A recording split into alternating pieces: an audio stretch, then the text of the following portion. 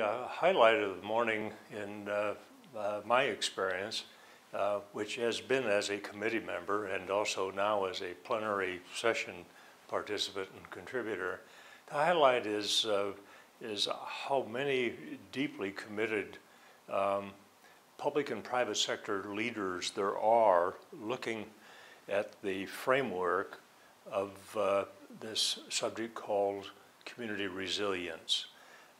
In the first instance, the keynote today spoke to living life with purpose.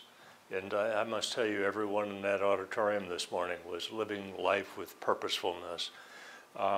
In this case was to develop and implement a resiliency program for every community in the United States.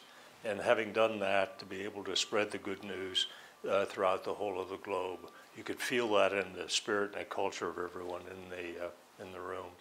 The second thing is, and this is where the push-ups, the repetitions, the strength building is required, is the commitment to implement the framework of thought that was laid out in the reports. We all love to build and belong to a potent human force so significant we can make our life purpose happen. And that's what I saw in the uplifting spirit of the morning, and now I see it again this afternoon in the breakout sessions. Building and belonging and owning the development and the implementation of a program as significant as life-saving and cost avoidance as resiliency offers is very, very significant. Having spent some 50-plus years in the profession of civil engineering, it's why they call it civil, because it's focused on citizens and the civil dynamic of communities. And I must tell you, it's a task that fits very, very well with civil engineering, environmental engineering, with the environmental sciences, and with this notion of sustainability that works hard at contributing everything that we do to social benefit, economic benefit, and the safeguarding and stewarding of our environment.